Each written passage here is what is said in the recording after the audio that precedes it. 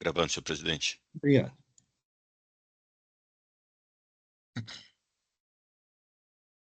Bom dia. Iniciando a sessão de julgamento da primeira Câmara Julgadora do Tribunal de Impostos e Taxas do Estado de São Paulo, do dia 29 de abril de 2025, a qual está sendo gravada e será disponibilizada posteriormente.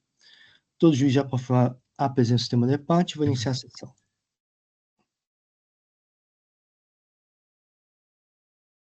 Temos 5 processos no dia de hoje. Vamos começar os trabalhos com os processos em que há pedido de sustentação oral e o patrão está presente. Então, começando os trabalhos com o processo de Raiz Energia S.A., em recurso ordinário, relator Dr. Carlos Henrique. Só um momento que eu vou fazer o registro da presença do patrono.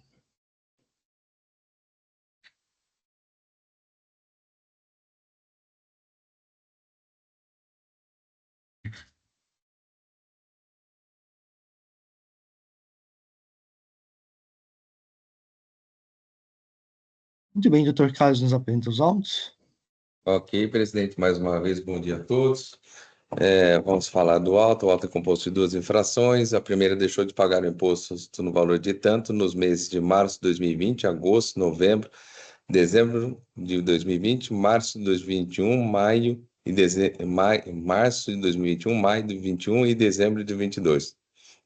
Em decorrência de ter indicado operações de exportação, remessa de mercadoria para a formação de lote de exportação, sem que esta tenha sido comprovada no prazo previsto no artigo 445 do RICMES, Decreto 45.490, em razão da quebra parcial da mercadoria sem recolhimento do imposto devido, tendo o contribuinte assim justificado em resposta à notificação fiscal, conforme se demonstra.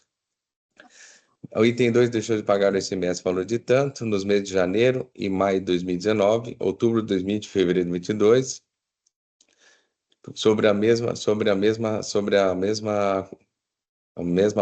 acusação, presidente.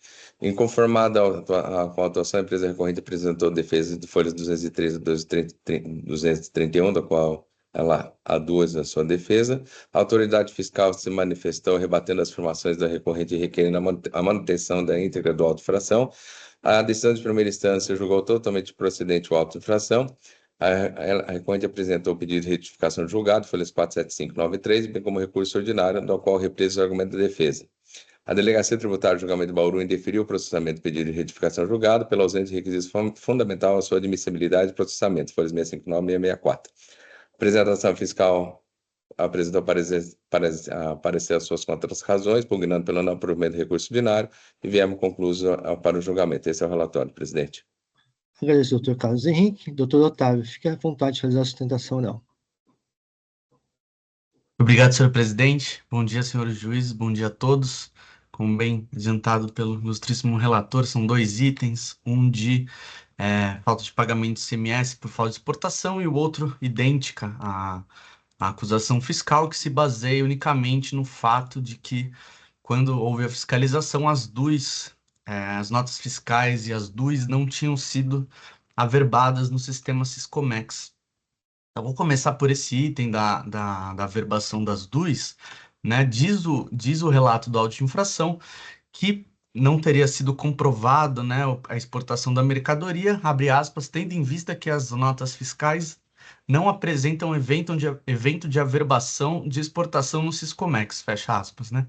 Então, a acusação fiscal está lastreada unicamente no fato de que, quando houve a fiscalização, não havia averbação das DUIs no Siscomex. E realmente não havia naquela época, porque a empresa tinha um problema, aliás, era um problema sistêmico que atingiu diversas outras DUIs com relação à parametrização para a inclusão das notas fiscais. Então, o que acontecia? A empresa ela incluía ali as informações nas notas fiscais e escrevia, por exemplo, quilo KG ao invés de quilo, escrito extensivamente, ou então tom ao invés de tonelada. Esse é só um exemplo. Ela colocava de uma forma na nota fiscal, só que o sistema da DUI só aceitava de determinada forma de escrita, T ao invés de tom, por exemplo. Né? Especificamente não é isso, mas praticamente são essas as razões pelas quais ela não conseguia averbar as DUIs, tá? Então ela tinha esse problema, vinha em contato com a Receita Federal e também com a Cefaz, né? Era um problema sistêmico antigo da companhia que afetou esses períodos.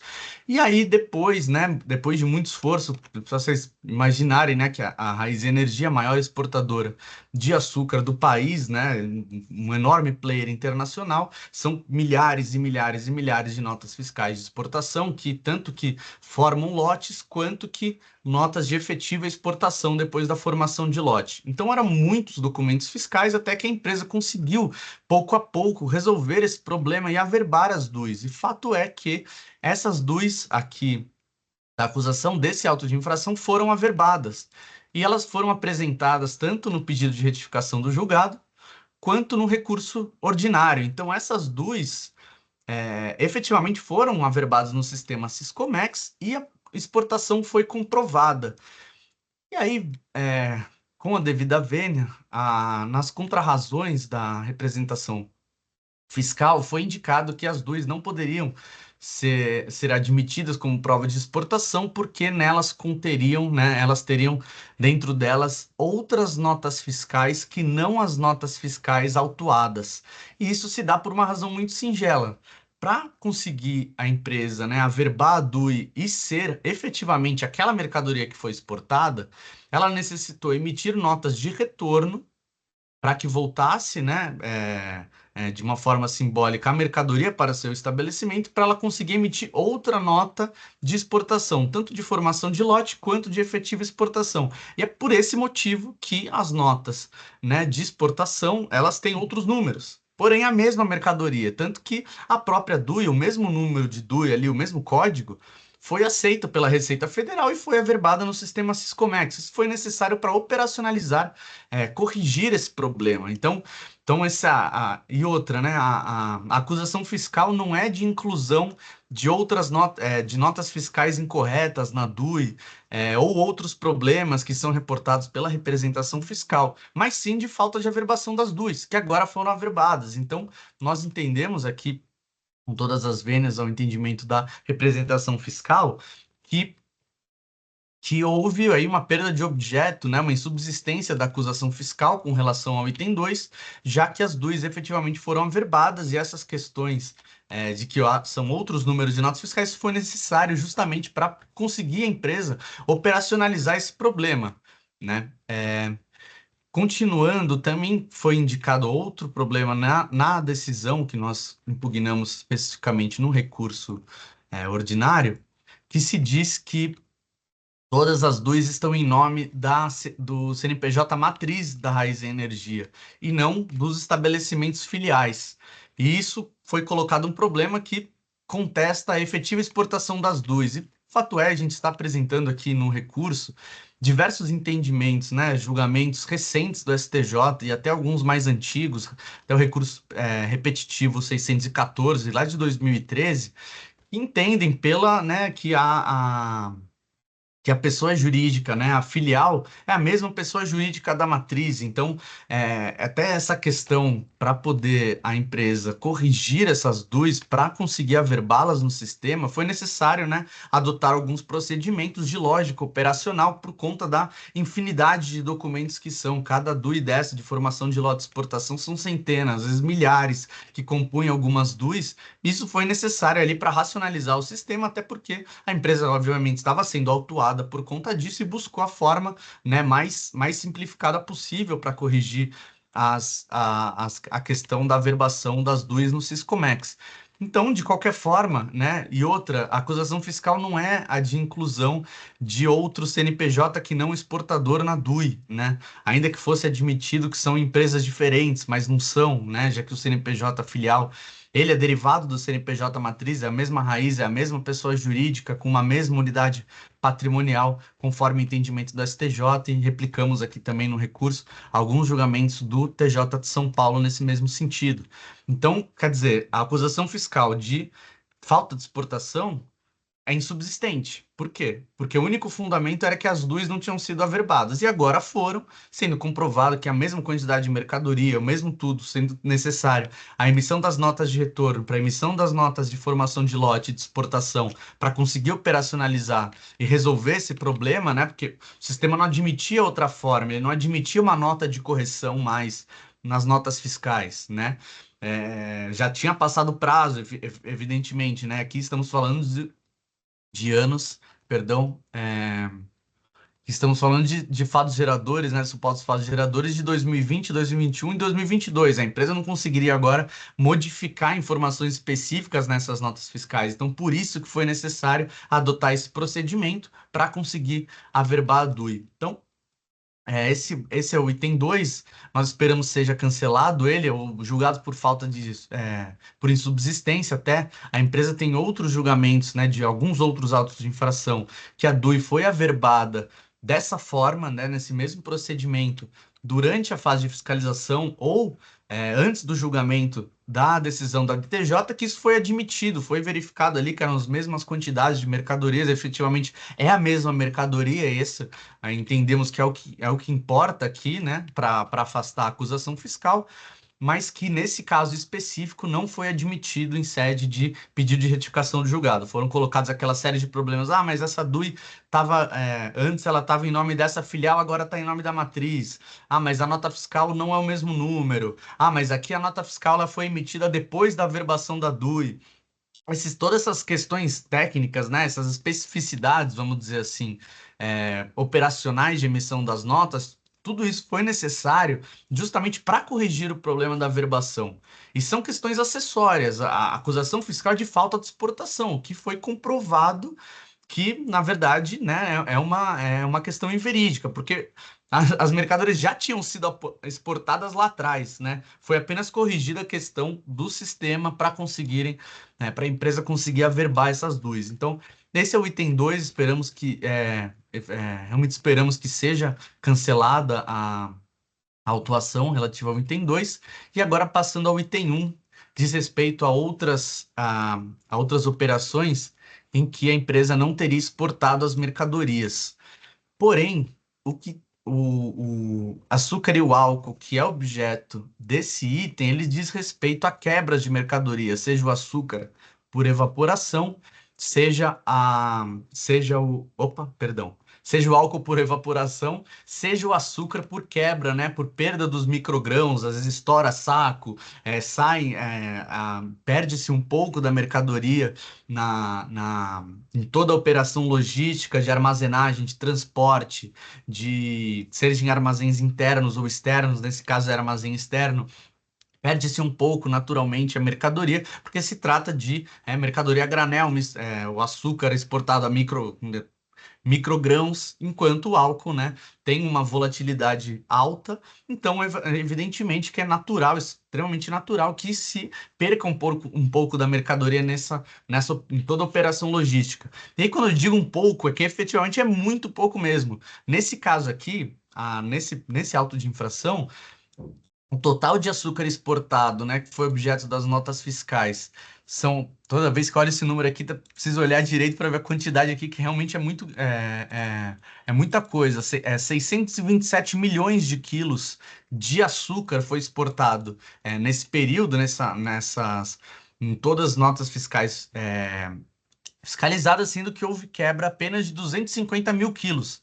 Apesar de parecer bastante, 250 mil quilos dentro desse universo de 627 milhões é muito pouco. Isso representa 0,0004% do que foi efetivamente exportado, né? E o álcool, por sua vez, a lógica é a mesma, é 0,15% a quantidade de quebra em relação ao total exportado no período. Então, temos exportação de 33, e em alguns quebrados, milhões de litros de álcool, enquanto que foi quebrado foi 49 mil litros, o que dá 0,15%. Então, é uma quantidade, né, ínfima dentro do total, e dá para se imaginar, né, o normal do setor é que haja uma quebra percentual que é totalmente normal e corriqueira, e para demonstrar isso, nós trouxemos ao processo um laudo técnico da Exalc USP, que diz que para o açúcar a cadeia logística é normal, é que se espere uma quebra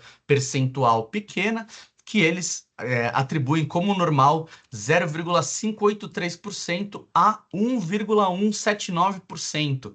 No caso, foi de 0,0004%. Então, está muito inferior do que a própria Exalc reconhece como comum para o setor. Então, isso só mostra, na realidade, a eficiência operacional da cadeia logística operacionalizada pela Raízen, né, que está muito abaixo do normal do setor.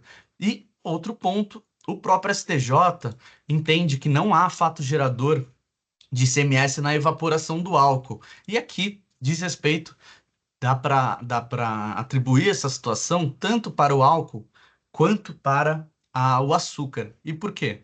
Porque quando, né, tem a acusação fiscal, ela se lastreia na presunção de que as mercadorias não teriam sido exportadas e, por isso, a exigência do ICMS. Ainda que as mercadorias não tenham sido exportadas porque elas foram efetivamente objeto de quebra, fato é que não pode se exigir o imposto sem ocorrência do fato gerador. Então, se tratando de percentuais muito pequenos e que foram quebrados, né, perdidos durante aí a etapa logística de exportação, não pode ser exigido o imposto justamente porque não ocorreu o fato gerador. Não houve circulação jurídica, não houve saída de mercadoria, ela foi perdida, houve o registro dessa quantidade, né?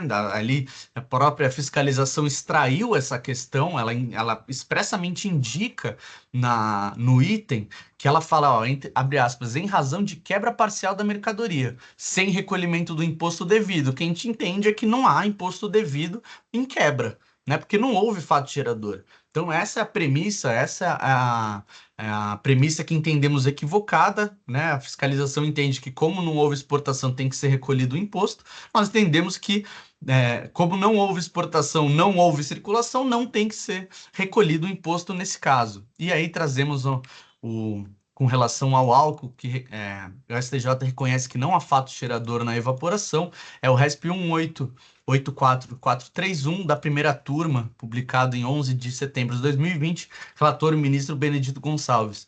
Então, nesse caso aqui, no item 1, entendemos também que não pode ser exigido imposto por ausência de fato gerador de ICMS. São essas considerações, senhor relator, senhor presidente, senhor juiz, obrigado pela atenção, desculpa até ter me alongado um pouco aqui. Estou à disposição para qualquer esclarecimento, desculpe. Agradeço ao doutor Otávio, doutor Carlos Henrique. Doutor Otávio, muito obrigado pela sustentação. Vamos lá direto ao voto.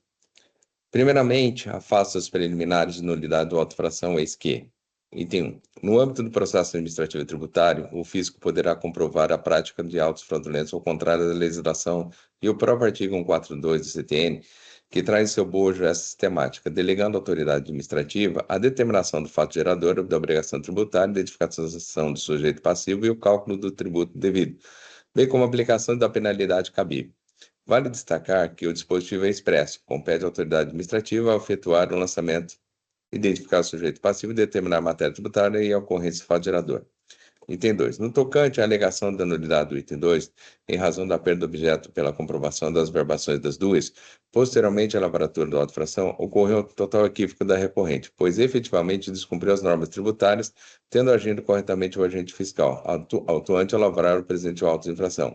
Eis que não há como estabelecer a vinculação entre as notas fiscais emitidas com as duas, conforme explicitado minuciosamente pelo agente fiscal em sua manifestação 45, de folhas 454, corroborado pela autoridade julgadora de primeira instância, folhas 467, e transcrito as folhas 675 e 676 das contras-razões apresentadas pela representação fiscal e que peço vênia para transcrever também. O DOC 0.1 de folhas 417 e 435, referente às duas, final 239-9, anexado pelo autuado, em sua defesa, revela que uma quantidade de etanol foi exportada pela matriz, não havendo como relacionar a mercadoria amparada pela nota fiscal final 920, cuja missão foi posterior ao todo o trâmite da exportação, referente a esta DUI, e a quantidade bem inferior. As cópias da Bill of Lading revelam que a mercadoria foi embarcada nos navios até a data de 10 de 1 de 2019. A DUI certifica que a mercadoria foi completamente exportada em 16 de 1 de 2019, sendo que a nota fiscal citada foi emitida em 22 de 1 de 2019. Ressalte-se ainda que a empresa possui inúmeras filiais, não sendo possível identificar a origem do etanol exportado. Nos documentos 06.2, 06.3, 06.4 de folhas 436448, anexado à defesa, também não é possível fazer nenhuma vinculação entre as notas fiscais emitidas pela autuada, as duas, invoice e bill of lading. Nas duas, não há nenhuma referência ao CNPJ da autuada, como exportador ou documento fiscal de sua emissão, acrescentando que as quantidades, peso, das mercadorias não conferem conforme já mencionado no relato circunstanciado. Com relação ao DOC 7, onde a defesa cita que jamais poderia integrar a relação de duas notas fiscais de exportação em razão de sua não averbação, cabe esclarecer que a empresa informou em sua resposta a notificação que diversas notas fiscais estariam com exportação comprovada pelas duas, final 84-5, folha 56 e 57. E o demonstrativo 2 organiza as notas fiscais conforme justificativa apresentada pela autuada, separando por grupos conforme duas informado. Especificamente no grupo 3, folhas 173 e 175, há a relação de notas fiscais referente a duas supracitada, conforme já mencionado no relato circunstanciado folhas 12. Trata-se de exportações de outras filiais. Observe-se que no extrato simplificado, folhas 85, não há menção ao CNPJ da autuada como exportadora e na sequência do detalhamento da DUI, folhas 88 a 124. Não há sequer numeração de notas fiscais próximas às emitidas pela autuada, pois foram emitidas por outras filiais. Acerca da impossibilidade de estabelecer a vinculação das notas fiscais emitidas com as duas, peço também vênia para transcrever os trechos da respeitável decisão de primeira instância sobre a questão. Frisa-se que o fato da DUI averbada não garante que a nota fiscal nela referenciada foi efetivamente exportada. Por isso, a necessidade do evento de averbação de cada nota fiscal após a devida conferência, inclusive em relação à quantidade efetivamente exportada, nos termos do artigo 93 da Instrução Normativa da Receita Federal 1702/2017.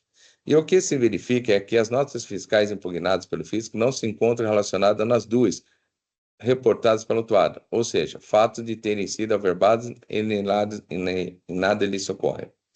A DUI, final 8445, se verifica as folhas 8524, constando de diversos portadores, mas não autuadas, folhas 85.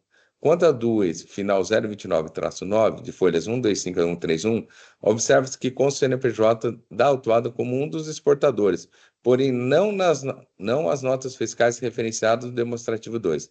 Quanto às duas, final 697-0, de folhas 158-61 e 658-6, de folhas 166-68, igualmente observa-se como exportador somente o CNPJ final 1000-78. Assim, ao contrário do que alega a defesa, é possível não vincular as notas fiscais por ela emitidas para fins de exportação ou remessa para a formação de lote para exportação, nas duas informadas no âmbito da fiscalização e agora em sede de defesa. Deste modo, o auto-infração reúne todos os requisitos do que trata o artigo 142, estando plenamente regular. Em que pese as razões estendidas pela recorrente do que o item 1 do auto-infração versa sobre a falta de pagamento de imposto decorrente de indicação de operações de exportações, sem que essas tenham sido comprovadas integralmente em razão de quebra parcial das mercadorias inerentes da cadeia logística, de transporte e armazenagem. Nesta afirmativa é descabido. Isso porque, nos termos do artigo 445, inciso 2, parágrafo 5 do RICMS, e da consulta resposta à consulta tributária 27415/2023, como bem destacado pela representação fiscal em suas contrarrazões, no caso de perdas no transporte de mercadorias que saíram do estabelecimento para fins de exportação, sem incidência do imposto, a mercadoria perdida no transporte até o armazém alfandegado ou entreposto aduaneira é considerada como não exportada, devendo o estabelecimento remetente, no caso da recorrente, recolher o imposto devido. Isso porque, ao contrário, a recorrente admite expressamente que a exportação não ocorreu ao afirmar a ocorrência de perda, o que torna incontroversos os fatos do que trata o presente auto-infração.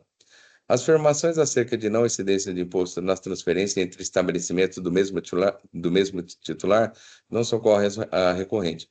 Eis que a hipótese de auto-infração não se trata de operações de transferência.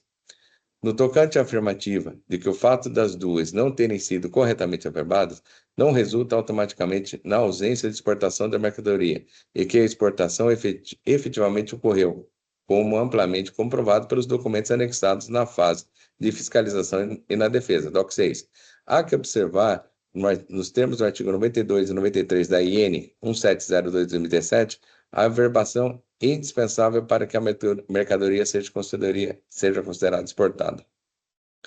Embora a recorrente alegue a inexistência de provas da não exportação das mercadorias, os documentos acostados aos autos fazem prova em contrário, eis que nelas não consta a averbação de exportação, tendo o auto-infração sido lavrado corretamente, com fundamento no artigo 445 do RICMS.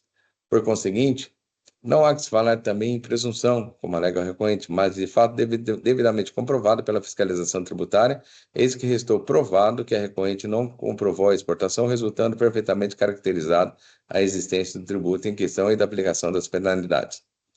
No tocante à alegação na alegação de violação do princípio de não confisco em relação aos multas aplicados, cabe observar que não merece guarida, pois a competência do julgamento desse tribunal administrativo é restrita ao cumprimento do ordenamento legal, não podendo discutir a inconstitucionalidade da lei válida, vigente e eficaz conforme dispõe o artigo 28 da Lei 3457/2009, ressalvadas as hipóteses em que a inconstitucionalidade tenha sido proclamada em ação direta de inconstitucionalidade ou por decisão definitiva do STF, em via incidental, desde que o Senado Federal tenha suspendido a execução em adequado normativo. Deste modo, sendo certo que o agente administrativo agiu nos termos da lei, no entendimento no sentido que a legislação tributária em vigor é vinculante para a atividade de lançamento efetuada pela fiscalização tributária, devendo o órgão de julgamento verificar sua aplicação, haja vista que o órgão de julgamento e o fisco paulista estão vinculados à lei em obediência ao princípio da legalidade, não havendo assim que se falar em ofensa aos princípios constitucionais mencionados. Assim, a multa é a penalidade aplicada por descumprimento de obrigação tributária principal ou acessória que visa punir o infrator, o que tem agido de desacordo com a legislação tributária. Perdoe. Deste modo, a multa, dada o caráter coercitivo, visa estimular a prática infracional, estando perfeitamente subsumidas as hipóteses dos autos. Neste contexto, mesmo que a infração houvesse sido praticada sem dolo, fraude ou simulação, e ainda que não decorresse da falta de pagamento do imposto, entendo que não cabe a aplicação do artigo 527-A, tendo em vista que não há nos autos fato relevante que justifique a redução ou relevação. Isto porque a relevação da multa é aplicada a uma faculdade e não uma obrigação dos órgãos julgadores administrativos, e também não ficou comprovado que a recorrente atende todos os requisitos legais para usufruir dos benefícios. Resulta, portanto, afasta de forma a aplicação do 527-A. Antes posto, decido por conhecer o recurso ordinário para negar-lhe provimento, mantendo a decisão proferida em sede de defesa que julgou integralmente procedente de auto-infração e multa, assim como eu voto, presidente. Agradeço, doutor Carlos Henrique. Pediria apenas para fazer o registro do voto.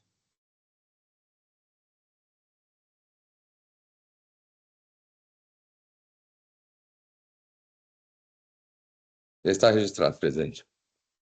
Muito obrigado. O processo está em discussão. Não havendo inscritos, vou encerrar os debates. Vou verificar o quórum de presença.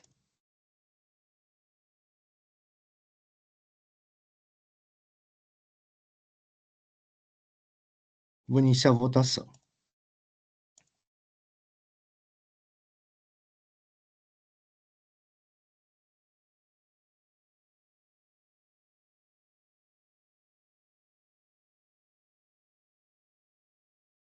Iniciada a votação, recurso ordinário de Raiz Energia S.A. foi conhecido e não provido. Agradeço a presença do doutor Otávio. Bom dia. Obrigado, bom dia a todos.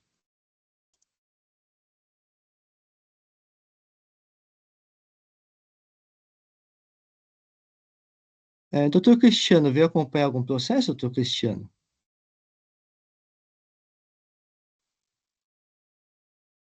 Senhor presidente, não, desculpa, a câmera estava aberta.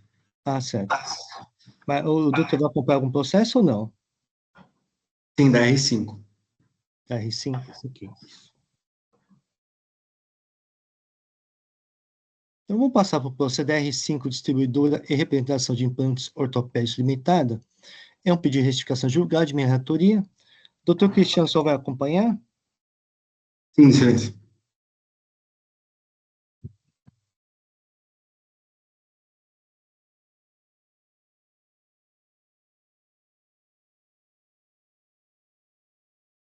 Muito bem.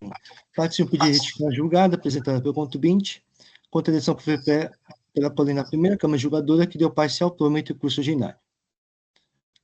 São 3 acusações fiscais: deixar de pagar ICMS por emissão de notas fiscais eletrônicas, referente a operações tributadas. As notas fiscais eletrônicas aqui tratadas foram utilizadas para cobertar a saída de mercadorias com isenção, que não foram destinadas aos hospitais públicos ou Santa Casas, em desacordo com o disposto para o 4º, artigo 14 do anexo 1 do regulamento. Deixar de pagar ICMS por emissão de notas fiscais eletrônicas referente a operações tributadas como não tributadas.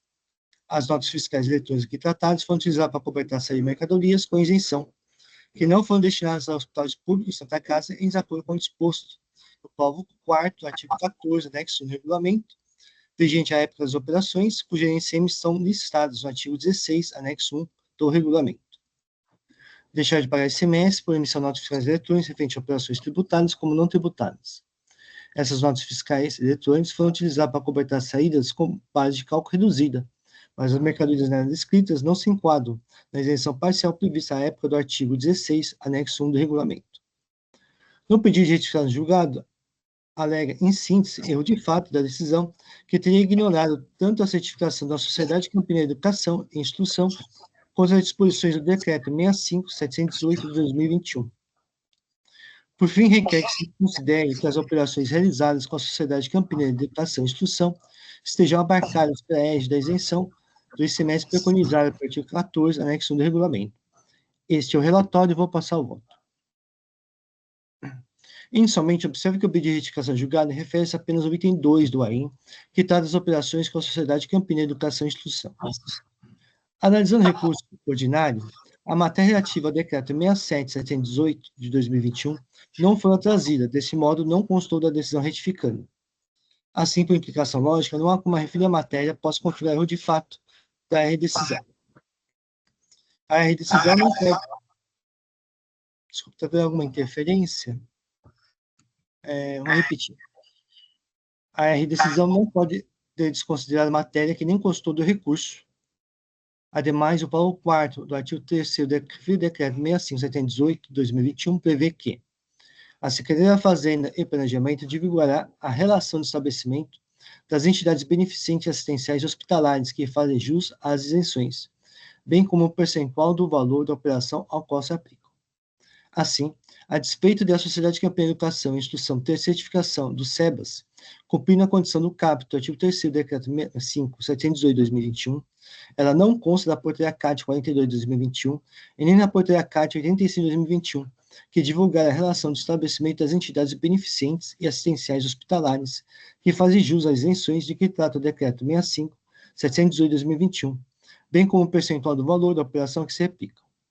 Observe-se que não basta, no caso, a certificação do SEBAS, pois a isenção prevista no artigo 14, anexo 1 do regulamento, é condicionada ao cumprimento das condições do seu parágrafo 1º, bem como o decreto 65.718 de 2021 também condiciona o benefício, conforme seus itens 2, parágrafo 1º e parágrafo 2º, que, por sua vez, atendidos, a referida divulgação da relação de estabelecimento das entidades beneficentes assistenciais hospitalares, que faz jus às isenções, bem como o percentual do valor da operação na qual se aplica para a Secretaria da Fazenda e Planejamento, ao qual, como exposto, não consta autuado. Tanto start, ausente ou alegado erro de fato, não conheço o pedido de retificação julgado. Pelo exposto, não conheço o pedido de retificação julgado, é assim que eu voto.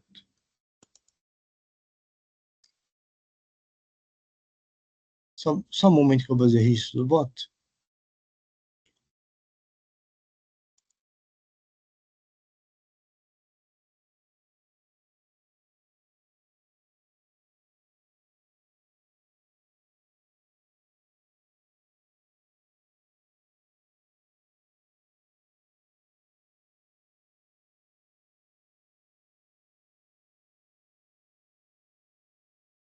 O voto está registrado, o processo está em discussão. Não havendo inscritos, vou encerrar os debates. Vou verificar o quórum de presença.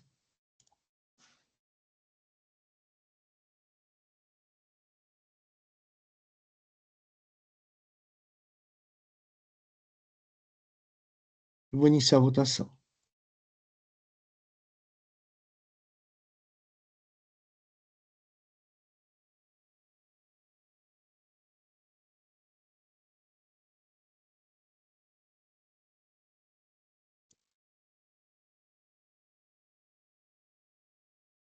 Iniciar a votação, pedir retificação do julgado de R5, distribuidora e representações de implantes ortopédicos limitada, foi não conhecido. Agradeço, presidente, doutor Cristiano. Bom dia. Bom dia, excelência.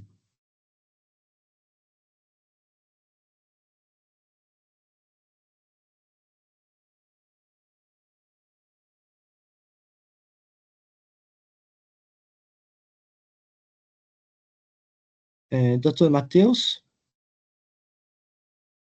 Sim, Doutor, vai acompanhar algum processo? sim, é acompanhar o julgamento do recurso ordinário da transportadora associada de gás. Ele tinha saído com um voto vista. Ah, sim, nova transportadora do Nordeste, S.A.? Isso, essa foi a empresa incorporada. Ok. Então, passar para esse processo, processo de nova transportadora do Nordeste, S.A., recurso ordinário, relator é o doutor Eduardo Soares de Melo, e vistas minhas.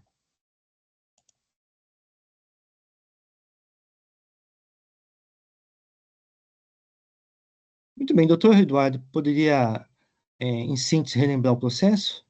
Tá, eu preciso relembrar, mas o voto ele era relativamente curto, então eu vou acelerar até na leitura. Tá, então aqui são duas acusações fiscais e não há insurgência em relação ao item 2. Então ficou a do item 1, que é acreditamento indevido do ICMS em face da realização de estorno de débitos no registro de apuração, importância superior a que teria direito. E aí, essa infração teria decorrido da prestação de serviço de transporte em dutos sem a emissão do CTS no momento da ocorrência do fato gerador, não obstante o recolhimento do imposto por provisão. Houve a extemporânea emissão dos CTs depois, que não haviam sido emitidos, e o correspondente registro nos livros registros de saída. O trabalho fiscal esclarece que, para evitar o pagamento do semestre em duplicidade, imposto recolhido de forma tempestiva por provisão, a recorrente procedeu aos estornos. No entanto, o autor do feito entendeu ter havido estorno de débitos de importância superior a que teria direito. Aí eu trago aqui o trâmite processual, chegou aí para a 16ª Câmara, houve a anulação do julgado monocrático por omissão. Aí, como eu li na outra oportunidade, eu faço uma síntese aqui das alegações. Aliás, foi para a 12ª Câmara, converteu o julgamento em diligência e aí especificou quais as manifestações que deverão vir por parte da administração fazendária. Houve aí os esclarecimentos. A 9ª Câmara converteu o julgamento em diligência, requerendo a autoridade o exame dos documentos trazidos ao processo. Houve daí as manifestações, aí o meu voto. O conjunto probatório carreado ao processo, bem como os esclarecimentos trazidos pela recorrente em diferentes oportunidades, evidencia a correção do procedimento por ela adotado. Claro que daí eu continuo a redação. Não reconheço legitimidade na acusação do item 1. Recorde-se que, por falha no sistema de informática interno da recorrente, não foi possível a emissão do CTS nas prestações de serviço de transporte dutoviário, né? E aí eu trago o período. Por isso, houve o recolhimento das competências maio e junho de 2012 por provisão. E quando o problema foi solucionado, a recorrente, então, ela emitiu, né, extemporaneamente o CTS, registrou os débitos, livro registro saída, procedeu ao estorno desses débitos na escrita fiscal em março de 2003, tendo em vista o prévio recolhimento do imposto nesses períodos por provisão. E procedeu ao estorno aqui, eu vou resumir o valor, mas em torno de R$36 mil, que é uma parcela de pagamento por provisão relativa a julho de 2012. Tenho para mim que foi demonstrada a relação coincidência entre os valores de semestre recolhidos por provisão, à época da ocorrência dos fatos geradores do imposto, maio e junho de 2012, e as importâncias tornadas na escrita fiscal na quantia de, também aqui aproximando, R$486 mil, que é o valor cobrado na autuação. Desume da guia de recolhimento de 10 de agosto de 2012 o pagamento do ICMS no valor aproximado de 613 mil, em que está inserido o valor aproximado de 486 mil, que é o cobrado no auto de infração. Demonstrativo detalhado dos estornos evidencia referido expediente da recorrente em março de 2013, consistente na emissão extemporânea de CTS e estornos no valor aproximado de 264 mil, tendo em vista o pagamento de semestre por provisão relativa a maio de 2012, a emissão extemporânea de CTS e os correspondentes estornos no valor aproximado de 222 mil, em face do recolhimento por provisão referente a junho de 2012. Estou aqui resumindo o que está na redação que já foi lida na outra oportunidade. A soma desses valores resultou num montante aproximado de 486 mil, valor cobrado no auto. Informação adicional contida no demonstrativo em questão revelou a emissão extemporânea de CTS, aí eu trago os números. CTE informado anteriormente de forma equivocada como 979, né, mas que na verdade é o 542 a 558, conforme petição de folhas, e o estorno em abril de 2013 no valor aproximado de 84 mil, em razão do pagamento por provisão relativo aos fatos geradores de julho de 2012. Não há que se falar em ausência de relação entre a soma dos valores estornados, né, em torno de 570 mil, fruto da adição do valor aproximado de 264 mil ao aproximado de 222 mil ao aproximado de 84 mil, e a soma do valor recolhido pela recorrente, valor aproximado de 613 mil. Anote-se a constatação de que o valor, né, aproximado de 630 mil corresponde à soma dos valores devidos nos meses de maio e junho de 2012, com o ICMS relacionado ao mês de julho do mesmo exercício. Também eu discordo, né, da assertiva de que não haveria coincidência entre os valores e argumentos apresentados pela recorrente, em razão da alegada diferença entre os valores aproximados de 570 mil, aproximado 483 mil e aproximado 613 mil, esse último recolhido referente a maio, junho e julho de 2012. Não há que prevalecer a assertiva de legitimidade da acusação do item 1, em razão da pretensa inexistência de relação entre o valor total estornado atinente a maio, junho e julho de 2012, que é o valor aproximado de 570 mil, e o valor recolhido aproximado de 613 mil. O quadro apresentado pela recorrente às folhas 20 e 21 aponta que, ao recolher o valor aproximado de 613 mil, houve o estorno de valor inferior ao que tinha direito, uma vez que o creditamento na escrita em março de 2013 foi de apenas valor aproximado de 570 mil. O quadro mencionado no item 10 da petição da recorrente, folhas 442, demonstra que o valor exigido, aproximado 486 mil, é composto dos valores aproximados de 264 mil, maio de 2012, 185 mil, junho do mesmo ano, e 36 mil, parcela relativa à competência de julho de 2012 e computada em junho de 2012.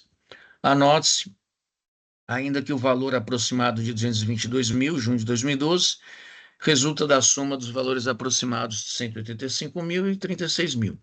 O ICMS total devido, em torno de 613 mil, com pagamento por provisão, aí eu trago aqui a data e as folhas da guia de recolhimento, abarca maio, junho e julho de 2012, sendo certa a realização dos estornos de aproximadamente 485 mil e 84 mil, totalizando aproximadamente 570 mil. A diferença de R$ 42.178,22, informado na planilha de folhas 570, constitui parcela de semestre não estornada pela recorrente, embora fosse de direito. Diz respeito a saldo remanescente e denota pagamento ao maior do imposto pela recorrente. Por isso, não houve estorno de débitos em valor superior a que a recorrente teria direito, no valor de aproximadamente 486 mil, mas em valor inferior. Então, foi recolhido ICMS maior para os meses de maio, junho e julho de 2012. E aí foi demonstrada a relação direta entre o valor total recolhido e aquele estornado de débitos no período. Não se vislumbrava correspondência entre o valor recolhido na GARI e os valores estornados de débito, porque até julho de 2012 a recorrente só havia estornado o valor aproximado de 570 mil do valor aproximado de 613 que tinha direito de estornar. E aí eu coincido provimento ao recurso ordinário porque eu reconheci a ilegitimidade da acusação do item 1. É assim como votei, presidente. Agradeço, doutor Eduardo, eu vou passar meu voto. O fisco acusa o contribuinte de acreditar-se indevidamente do imposto por ter efetuado estorno de débito em importância superior ao que teria direito. O autuado alega que realizou prestações de serviço de transporte rodoviário sem emissão de CTS, quando ocorrência do fato gerador do imposto, em razão da ocorrência de algumas inconsistências do sistema de informática, efetuando recolhimento por provisão. Emitiu o CTS e registrou os débitos no livro de registro de saída. Assim, para evitar o pagamento de duplicidade, a recorrente realizou estorno de débitos, regularizando a questão, debitando o ICMS incidente após a emissão do CTS e estornando a sua escrita o valor pago por meio da provisão. Os estornos de débito ocorreram desde 2013, referente ao período indicado no campo observações do CTS. 5 de 2012, 6 de 2012, totalizando R$ 485.810,21. Assim, conforme autuado, o recolhimento ocorreu em 7 de 12, relativo aos meses de maio, junho e julho propriamente, somando R$ 613.090,70, após ter inserida a quantia de R$ 486.810,61. Observe que, conforme folhas 27, para as referências de 5 de 12 e 6 de 12, ou seja, nas referências dos fatiadores, o autuado não efetuou qualquer recolhimento do imposto. Para a referência de 7 de 2012, ou seja, correspondente ao recolhimento de R$ 613.090,70, há apenas a informação de outros débitos com referido valor. Conforme o auditor fiscal, de acordo com as informações declaradas pelo autuado, constante o banco de dados da Secretaria da Fazenda, os CTS emitidos consignando se tratar das referências 5 do 12, 6 do 12 e 7 do 12 correspondem ao imposto de R$ 264.271,79, R$ 185.612,66 e R$ 33.224,39, respectivamente. As folhas 442, o autuado apresenta a composição dos valores tornados, que são referentes ao recolhimento anterior a R$ 613.090,70, transcrito no meu voto, que totalizariam R$ 570.911,37.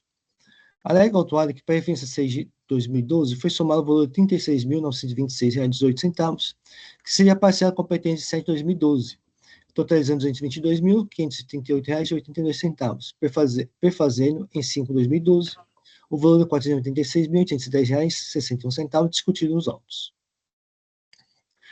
O autuado alega que a diferença de valores, R$ 42.178,72, representa a parcela de ICMS pago por provisão, que não foi estornada pelo contribuinte, representando na realidade o pagamento a maior do tributo em favor do fisco, e que poderia ter se tornado mais ICMS do que efetivamente se tornou. A premissa para que se possa considerar possível o estorno dos débitos efetuados é que haja a comprovação cabal do anterior recolhimento do imposto devido à época dos fatiadores. No caso dos autos, com o lançamento realizado pelo contribuinte 7 de 2012, em seu livro fiscal correspondente a GARI, de R$ 613.990,70, não houve qualquer indicação de que se trataria de prestações de 5 de 2012 e 6 de 2012, e não há coincidência de valores entre referido a GARI e os alegados estornos de débitos, ou seja, não há elementos que permitam auferir o vínculo entre os estornos dos débitos e o recolhimento da GARI. Se referido vínculo, resta ausente a premissa para a afirmação de que a diferença de valores de R$ 42.178,72 representa a parcela do ICMS pago por provisão que não foi estornada pelo contribuinte, representando a realidade de pagamento maior do tributo a favor do fisco, uma vez que tal alegação pressupõe o acatamento que a referida GARI corresponderia aos estornos de débitos em questão. Ainda na época dos fatiadores, 5 de 2012 e 6 de 2012, não foram realizadas as alegadas provisões e não foi recolhido imposto, conforme a folha 27. Assim, não resta cabalmente demonstrado o anterior recolhimento do imposto a justificar os estornos dos débitos em questão. Observe que os fatiadores ocorreram em 5 de 2012 a 7 de 2012, e o contribuinte somente emitiu as notas fiscais em 3 de 2013, ou seja, após mais de 8 meses, sendo que ao invés de exercer a faculdade de procurar repartição fiscal para sanar a irregularidade, artigo 529 do regulamento, como indica que o fez para outros períodos, folha 142, levando os fatos ao conhecimento do fisco, preferiu, no presente caso, aguardar a eventual fiscalização, que tem prazo determinado por lei para desconstituir o lançamento realizado pelo contribuinte. Está pedindo licença ao legislador devido ao seu entendimento para manter integralmente a posição do item 1 do AIM. Relativamente à alegada violação ao princípio não confisco da multa aplicada, a matéria está pacificada como solicitite e adota o entendimento exposto no processo da DT 8.4042.460 de 2014, relatoria Dr. Antônio Augusto Pereira de Carvalho. Transcrito aqui meu voto. Quanto aos juros, a súmula 10 foi revisada nos seguintes termos. Os juros de memória aplicáveis ao montante do imposto e multas de auto-inflação estão limitadas à taxa Selic. O artigo 52 da Lei 3457 de 2009 determina o caráter vinculante da súmula perante o órgão licitite, assim sua observância é obrigatória. Então, o destaque limita a aplicação dos juros à taxa Selic. Pelo exposto, conheço o recurso ordinário e dou parcial provimento apenas para limitar os juros à taxa Selic. É assim que eu voto. Só um momento que eu vou fazer o registro do voto.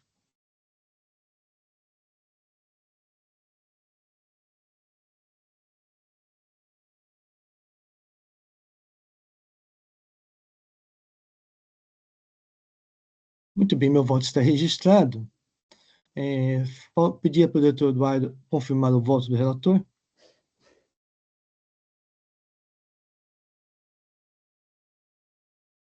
Só um segundo, presidente.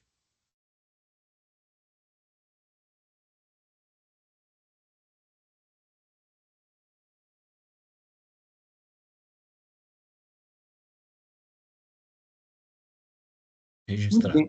Os votos estão registrados, o processo está em discussão. Não havendo inscritos, vai encerrar os debates. Vou verificar o quórum de presença.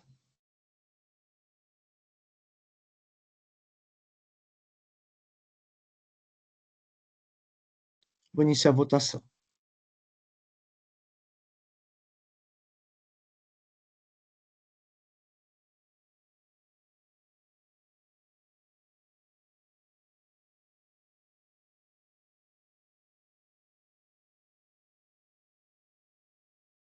Iniciada a votação, em votação dividida, prevaleceu meu voto. Então, o recurso ordinário de Nova Transportadora do Nordeste S.A. foi conhecido e parcialmente provido nos termos do meu voto. Agradeço a presença do Dr. Matheus. Obrigado.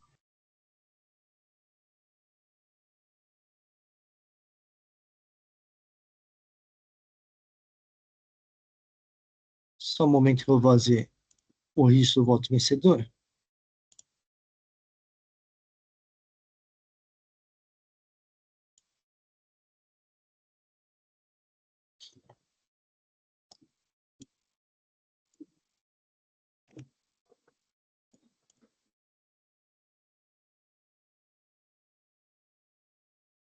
Passar por processo de Aelson dos Santos, desculpe, Aelson A. dos Santos Tecidos, é recurso ordinário do Dr. Eduardo Soares de Mello.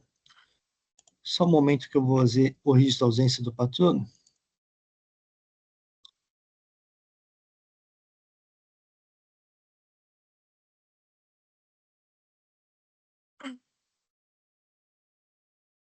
É possível disponibilizar o voto, doutor Eduardo? Perfeito. Vou editar.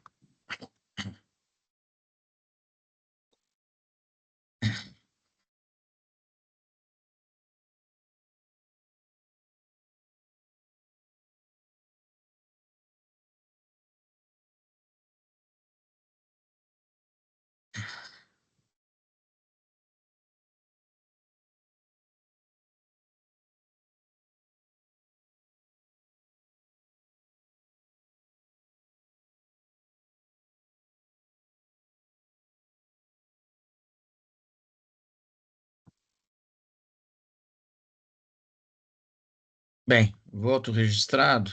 Eu vou proceder à leitura.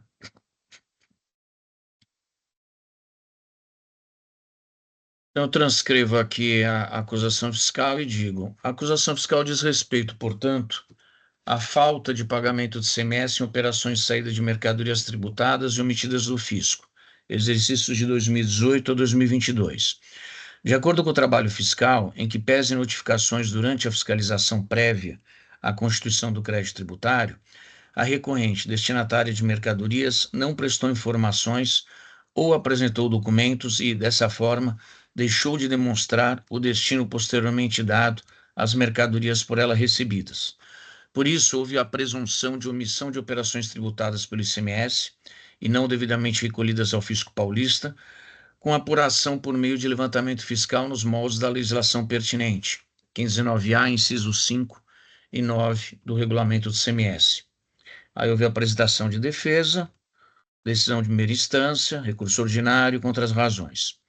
Observe-se que na época do trabalho fiscal e tão pouco no momento da interposição da defesa, a hora recorrente demonstrou, aqui ficou meio redundante, mas enfim, não demonstrou, né? Tão pouco não demonstrou a destinação de mercadorias que lhe foram enviadas, período compreendido entre 2018 e 2022, em remessas para industrialização por conta e ordem de terceiros. Não prestou quaisquer informações ao agente fiscal de rendas competente, não obstante as notificações para tanto. Aí eu trago as folhas das notificações. Ocorridas em novembro de 22, em fevereiro de 23, e igualmente silenciou quando da apresentação da defesa de folhas. Comungo do entendimento da decisão recorrida quanto à injustificada omissão da hora recorrente no momento da apresentação da defesa, a ausência de qualquer documento e ou argumentação em favor do cancelamento ou da redução do débito fiscal. E aí eu comungo no entendimento da decisão, até porque não é crível a alegação de que mesmo em junho de 2023, período já distante dos momentos de lockdown no país, não havia sido possível contactar profissional contábil em decorrência da pandemia da Covid iniciada em março de 2020. Além disso, chama a atenção que a afirmação da necessidade, na mesma época, de manutenção do principal computador do setor administrativo da hora recorrente, onde estariam as informações relevantes para a sua defesa no processo, tenha vindo desacompanhada de qualquer prova a embasá-la.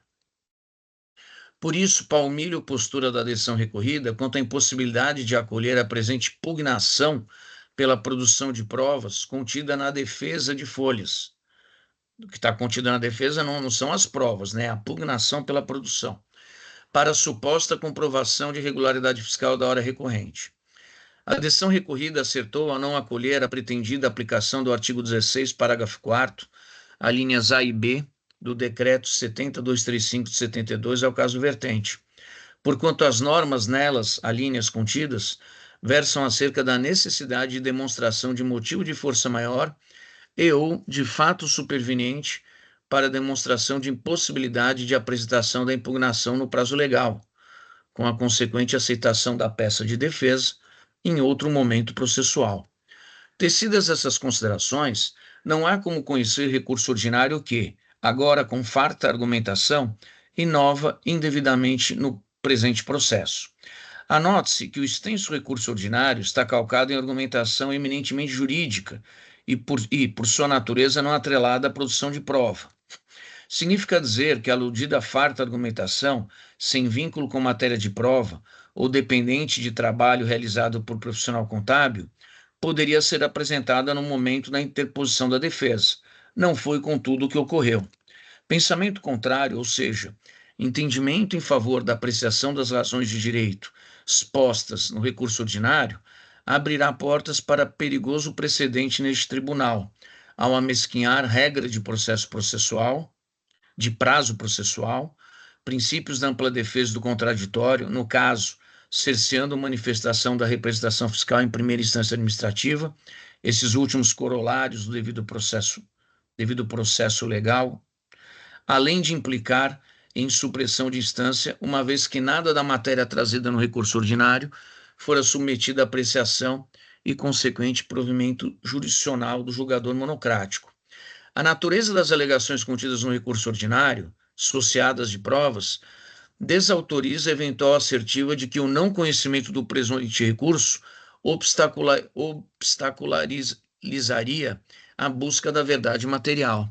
Oportuno salientar que, mesmo na hipótese de apresentação de provas, referido, que não é o caso, referido expediente não pode se dar a qualquer momento e de forma imotivada, sob pena de constituir um cheque em branco ao fisco estadual e ao contribuinte, mormente porque prejudica o cumprimento dos requisitos da eficiência e da celeridade estatuídos no artigo 2º da Lei Estadual 13.457 de 2009. O formalismo previsto na norma, qual seja o artigo 19 do referido diploma normativo e que determina a apresentação das provas juntamente com a defesa, salvo motivo de força maior ou ocorrência de fato superveniente, devidamente demonstrados, confere segurança às partes litigantes e evita, entre outros, a incessante apresentação de provas no processo. Em face de tudo exposto, não conheço o recurso ordinário. Então, aqui, acho que ficou claro, mas para ser ainda mais preciso, é uma petição de 2 folhas, na verdade, a defesa, se é que a gente chama de defesa, em que foi dito o seguinte: olha, na época das notificações, eu tive um problema de manutenção do computador do setor administrativo da minha empresa, o principal computador, e era época de pandemia, não encontrei nenhum contador, né, para defendê-la. E fala, eu pugno pela produção de prova. E aí cita algumas alíneas daquele decreto que falam que quando há fato superveniente e um motivo de força maior, você pode, num outro momento, apresentar sua peça de defesa, não tem preclusão. Mas, como bem colocado, aí no meu sentido, na decisão de primeira instância, não tem nenhuma prova disso, né? A defesa foi apresentada em meados de 2023, quer dizer, já tinha profissionais trabalhando, não tinha lockdown, e o recurso, ele não traz argumentação calcada em prova. Então, isso tudo podia já ter sido feito na defesa, o que eu acho que a gente vai abrir um precedente aí muito delicado, porque não há demonstração de fato superveniente, motivo de força maior, e aí então fica aberta a possibilidade de você inovar em recurso ordinário. Então, assim como eu votei, presidente. Agradeço, doutor Eduardo. O voto está registrado, o processo está em discussão. Não vendo inscritos, vou encerrar os debates. Vou verificar o quórum de presença.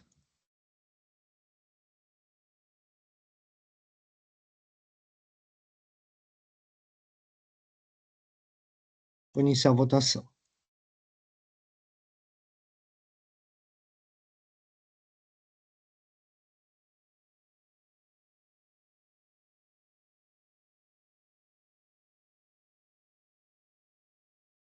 Iniciada a votação, recurso ordinário de Aelson A. dos Santos Tecidos foi não conhecido.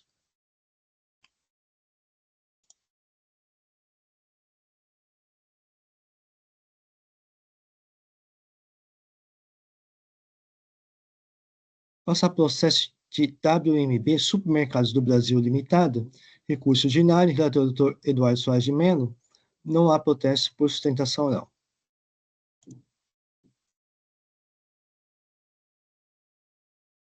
Já é possível disponibilizar o voto?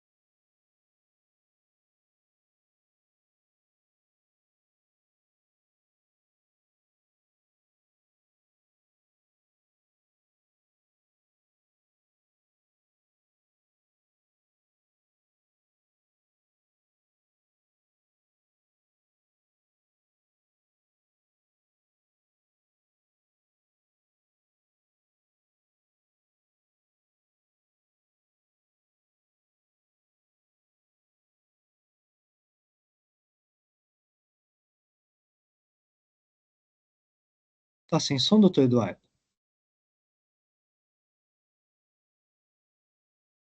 Achei que tivesse com som, até perguntei, estão me ouvindo, né? Deixa eu aqui localizar, então, para passar a leitura do meu voto. Então, transcrevo aqui as 3 acusações fiscais, né? Os itens 1 e 2 dizem respeito à transferência de crédito de CMS em hipótese não permitida, né? E a título de ressarcimento de CMS-ST, sem a posição do visto fiscal na nota de transferência, em desacordo com os 272 do regulamento, o 9º das disposições transitórias da portaria CAT 42/2018. O item 3, crédito devido, em face do lançamento no campo 57, outros créditos da GIA ST, com fundamento em ressarcimento ST, sendo que não há previsão para tanto nos termos do 270. Aí, esse processo, eu entendi que ele voltou para mim, né? E na sessão de julgamento em 10 de dezembro de 2024, eu externei a discordância da pretensão da recorrente em relação à nulidade do auto.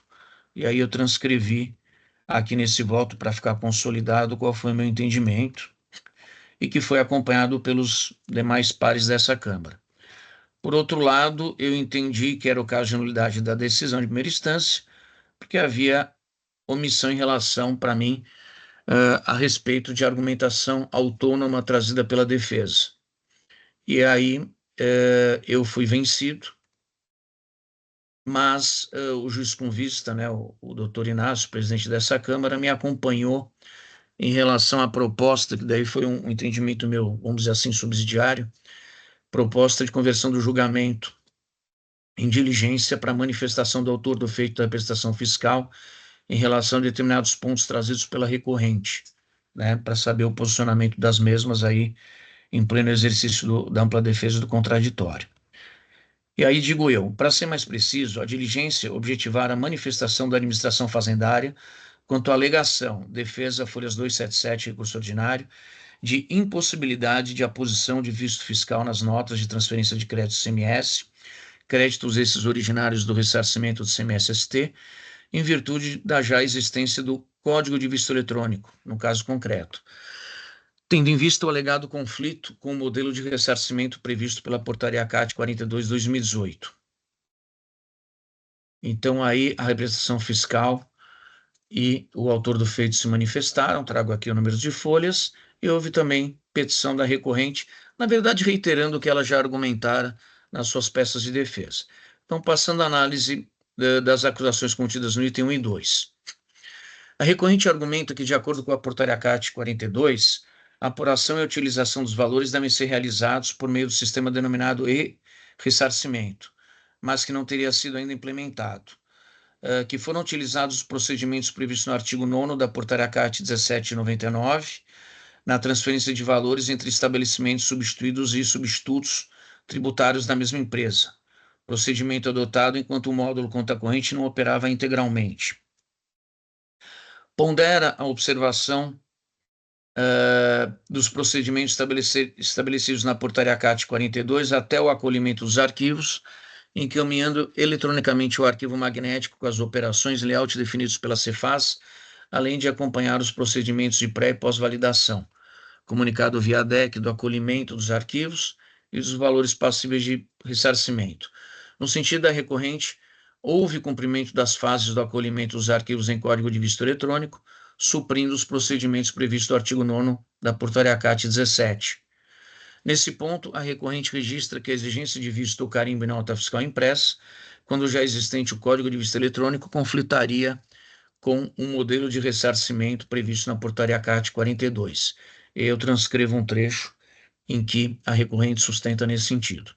Digo, se extrai do recurso ordinário a afirmação de que a emissão e o registro dos documentos fiscais eletrônicos supririam a necessidade de comunicação prévia ao fisco relacionada à obrigação da transferência de valores de ressarcimento entre estabelecimentos da mesma empresa. E aí também transcrevo um parágrafo do recurso ordinário. Digo, não comungo data vênia o entendimento de que o Código de Visto Eletrônico, por ser pretensamente suficiente para autorizar a transferência dos créditos do CMS em apreço entre os estabelecimentos, substituto e substituído tributário da recorrente, dispensaria a exigência de aposição do fisco fiscal da nota fiscal de transferência na norma contida no 272 do regulamento e o 9º das disposições transitórias da Portaria CAT 42. Não vislumbro alegado conflito existente entre a exigência de aposição de fisco fiscal nas notas fiscais de transferência de crédito CMS, créditos, reitere-se, oriundos do ressarcimento do CMS-ST, com o modelo de ressarcimento previsto na Portaria CAT 42. Diferente do que sinaliza a recorrente, o Código de Visto Eletrônico e o visto da nota fiscal de ressarcimento são figuras distintas e, portanto, dissociadas, de modo que uma delas não supre a ausência da outra. O Código de Visto Eletrônico diz respeito à formatação de dados relacionados a cada período de apuração. É emitido no comprovante de acolhimento expedido pelo sistema, permitindo ao contribuinte o lançamento dos valores apurados para ressarcimento em escrita fiscal e GIA. Permite traçar relação entre 1. os períodos das operações em que foram apurados os valores para ressarcimento, e 2, o período em que foram lançados os valores apurados nas EFD. Dito de outra forma, o Código de Visto Eletrônico, descrito no 272 do regulamento e o artigo 9º da Portaria CAT 42, é emitido pelo Sistema de Processamento dos Arquivos Digitais e diz respeito a específico período de apuração do ICMS para devido lançamento, FD e GIA, pelo contribuinte substituído. Objetiva destarte o controle dos montantes apurados pelo contribuinte substituído. Como esclarece a recorrida, trata-se tão somente de um código hash emitido pelo sistema para vinculação nas FDs e GIAs da solicitante, quanto aos períodos e valores apurados pelo contribuinte, e meramente para controle e identificação da origem de tais lançamentos na escrita fiscal do contribuinte. Fecha aspas.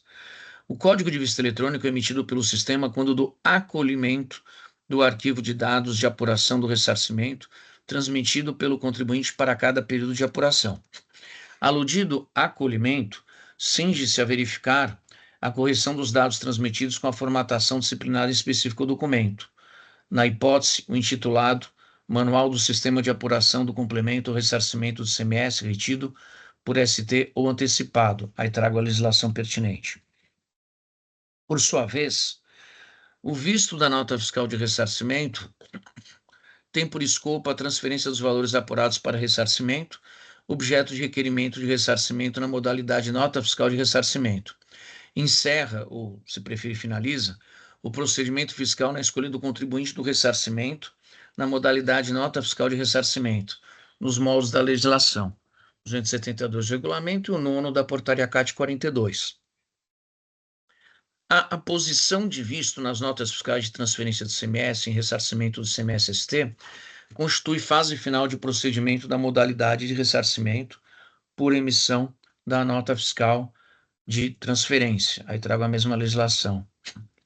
Diz respeito, portanto, à verificação da legitimidade dos valores apurados pelo contribuinte do ICMS e sorte autorizar a transferência de créditos do imposto estadual em comento para compensação. A transferência na modalidade nota fiscal de ressarcimento demanda requerimento de estabelecimento substituído e fases de fiscalização, sendo que a rechaçada, claro, pela recorrente, a posição do visto da nota fiscal de transferência decorre de imperiosa comprovação da apuração da importância a ser ressarcida. Artigo 9º, parágrafo 6º, Portaria CAT 42. Por isso, não merece prestígio a assertiva de que a emissão e o registro do documento fiscal eletrônico substituiriam a comunicação prévia ao fisco atinente à transferência dos valores encontrados para ressarcimento. Como bem acentuado pela recorrida, a transferência, ao arrepio da legislação pertinente, implica na observância do artigo 69, 3 do regulamento do ICMS. Reitero que o Código de Visto Eletrônico contido no aviso de acolhimento dos arquivos de dados da EFD do contribuinte não substitui o visto da nota fiscal de transferência, não havendo incongruência entre o procedimento do artigo 9º, Portaria CAT 42, e o modelo de ressarcimento, a mesma portaria, ou nas normas incertas em seu artigo 3º, parágrafo 2º. O ressarcimento na modalidade nota fiscal de ressarcimento demanda a posição do visto da nota fiscal de transferência, sendo descabida a pretensão de substituição do mesmo pelo Código de Visto Eletrônico na FD ou, como observado pela recorrida, mediante a, abre aspas, simples emissão da NFE por meio eletrônico, fecha aspas. Finalmente, registro que o julgado monocrático bem expressa que a recepção e o acolhimento do arquivo digital, através de TED e de sistema e-ressarcimento, não homologam o pedido de ressarcimento e tampouco validam as informações neles contidas, competindo a fiscalização às verificações fiscais subsequentes. Quanto à acusação fiscal contida no item 3 do auto lavrado, pondera o desacerto da recorrente ao se acreditar indevidamente do ICMS mediante lançamento no campo 57 outros créditos da GST com fundamento no ressarcimento ST. Isso porque, no meu sentir, não há previsão para tanto, ou seja, lançamento de créditos de ressarcimento ICMS-ST na apuração do ICMS-ST da FD e da GST.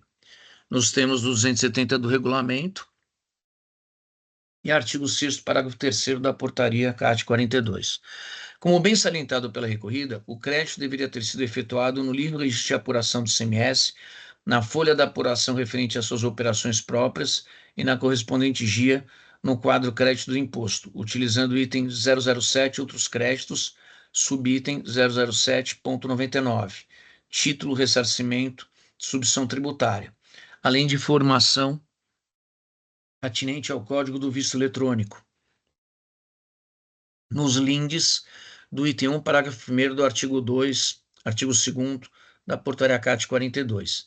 Não vislumbra a comprovação por parte da recorrente do atendimento à exigência do crédito de ressarcimento de ICMS-ST no valor de R$ 1.500.320, efetuado na sua FD e na sua GST a partir de agosto de 22. Destarte, não há como reconhecer legitimidade ao crédito de ressarcimento na FD de apuração do ICMS-ST e na GST, agosto de 22 da recorrente.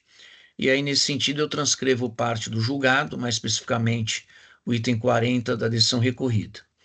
Digo eu, anote-se, como igualmente bem registrado pela decisão recorrida, que o crédito indevido de ressarcimento do ICMS-ST na apuração do imposto e no campo 57 da GIA-ST, agosto de 22 da recorrente, não diz respeito a, abre aspas, imposto anteriormente cobrado passível de ser compensado na sua apuração do ICMS-ST, da sua FD e da GST. Os impressos da GST de agosto, outubro e novembro de 22 de folhas tais, os extratos dos registros E 210 da FD de apuração do ICMS-ST, folhas tais, e os extratos do registro E220 da referida EFD de folhas tais comprovam a infração. Fecha aspas. No que diz respeito ao inconformismo da recorrente quanto aos juros de mora, de acordo com a recorrente em patamar superior à taxa Selic, pondero que os mesmos estão limitados à referida taxa, né, em decorrência da Lei 16.497 de 2017, como inclusive reconhecido pela representação fiscal. E aí eu transcrevo o artigo 96.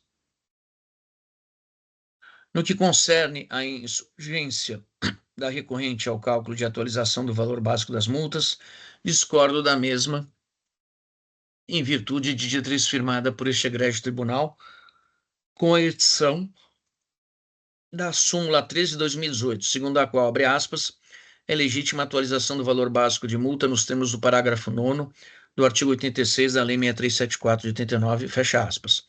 Em face do exposto, conheço e nego o provimento ao recurso ordinário, mantendo as acusações fiscais contidas no auto lavrado, reconhecendo ainda a exatidão dos cálculos considerados aos débitos fiscais. É assim como voto, presidente. Agradeço, doutor Eduardo. O voto já está registrado. O processo está em discussão. Não havendo inscritos, vou encerrar os debates. Vou verificar o quórum de presença.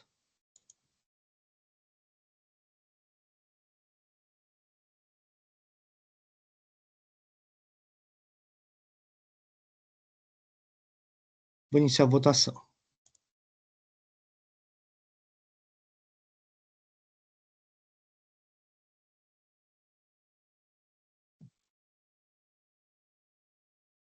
Iniciada a votação, recurso ordinário de WMB Supermercados do Brasil Limitada foi conhecido e não provido.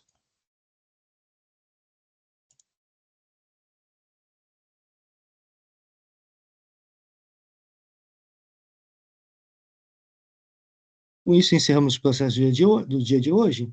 Então, podemos encerrar a sessão de julgamento dessa primeira Câmara Julgadora do Tribunal de Impostos e Taxas do Estado de São Paulo, do dia 29 de abril de 2025. Agradeço a presença de todos e pediria para Jair encerrar a gravação.